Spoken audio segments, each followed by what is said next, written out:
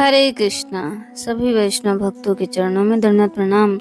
छोटी दीपावली पर कैसे शुरुआत हुई। दीप जलाने की परंपरा जाने नरक चतुर्दशी की कथा।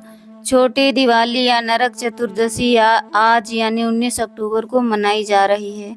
इस दिन यम दीप जलाने और हनुमान जी की पूजा करने की परंपरा है। मान्यता है कि ऐसा करने से परिवार की रक्षा होती है और बुराई पर अच्छाई की जीत का संदेश मिलता है। दीपों का त्योहार सिर्फ दिवाली तक सीमित नहीं, इसकी शुरुआत होती है नरक चतुर्दशी से, जिसे हम छोटी दिवाली भी कहते हैं।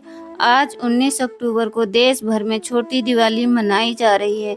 इस दिन तेल से स्नान कर हनुमान जी की पूजा और यम दीप जलाने की परंपरा निभाई जाती है।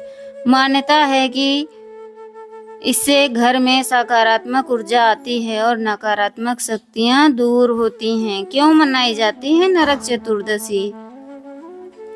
इस दिन की एक कहानी जुड़ी हुई एक राक्षस से, जिसका नाम है नरकासुर, जो बहुत ही ताकतवर और घमंडी था। कहा जाता है कि इस दिन भगवान श्री कृष्ण ने अपनी पत्नी सत्यभामा की सहायता से राक्षस नरकासुर का वध किया था। नरकासुर ने तीनों लोकों में आतंक फैला रखा था। 16,000 से ज्यादा कन्याओं को बंदी बना लिया था। भगवान श्री कृष्ण ने बुराई का अंत कर उन कन्याओं को मुक्त कराया। इसी कारण यह दिन बुराई पर अच्छाई की जीत का प्रतीक माना जाता है। बहुत पुराने समय की बात है कि एक राक्षस था। नरकासुर ताकतवर था, लेकिन उससे भी ज्यादा घमंडी। उसने देवताओं से रत्न लूट लिया, इंद्र के कुंडल छीन लिए और पृथ्वी की करीब 16,000 कन्याओं को बंदी बना लिया। उसका आतंक तीनों लोकों में फैल गया था। नरकासुर के अत्याचार से परेशान होकर देवताओं ने राजा इंद्र से भगवान कृष्ण से मदद मांगी। भगवान विष्णु ने कृष्ण का रूप लेकर नरकासुर को खत्म करने का फैसला किया, लेकिन नरकासुर को वरदान मिला था कि उसे कोई स्त्री ही मार सकती है। इसीलिए भगवान श्री कृष्ण ने अपनी पत्नी सत्यभामा को साथ लिया। युद्ध हुआ और सत्यभामा की मदद से नरकासुर का वध हुआ। इसके बाद भगवान ने 16,100 कन्या से मुक्त कराया और जो नरकासुर की कैद में थी। व्यक्ति को जब पता चलता है कि अब मैं अमर हो गया हूँ, तो वो भूल जाता है कि हर किसी की कोई ना कोई कमजोरी होती है। नरकासुर ने 16,100 कन्या का अपहरण किया था, उनको बंदी बनाया था।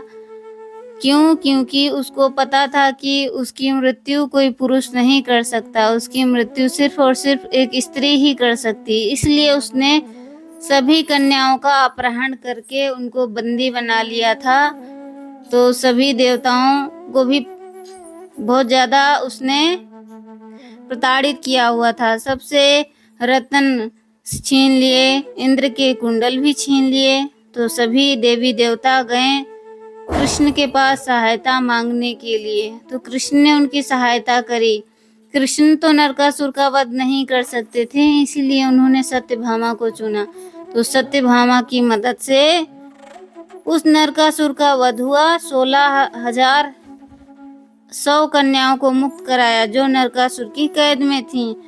ऐसे शुरू हुई दीप जलाने की परंपरा। नरकासुर के अंत के बाद लोगों ने दीप जलाकर जश्न मनाया। कहा जाता है कि युद्ध के बाद भगवान श्री कृष्ण ने तेल से स्नान किया था, इसलिए आज भी नरक चतुर्दशी पर तेल स्नान और उपटन लगाने की परंपरा निभाई जाती है।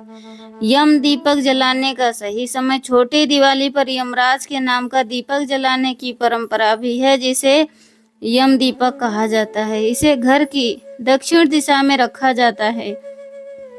इस वर्ष यम दीपक जलाने का शुभ समय है सायं 5:47 से लेकर 7:03 तक रहेगा। माना जाता है कि इससे अकाल मृत्यु का भय दूर होता है और घर में सुख समृद्धि बनी रहती है। तो जहाँ पे भगवान है वहाँ पे राक्षस नहीं रह सकते, इसलिए भगवान के प्रति समर्पित रहना चाहिए। जिस प्रकार देवी देवताओं ने भगवान कृष्ण से सहायता मांगी, ठीक उसी प्रकार हमें भी भगवान से ही सहायता मांगनी चाहिए, भगवान से प्रार्थना करनी चाहिए। भगवान हमारी सहायता अवश्य करते हैं। हरे कृष्णा। आप सभी को नरक चतुर्दशी की शुभकामनाएं, छोटी दिवाली की शुभकामनाएं। हरे कृष्णा।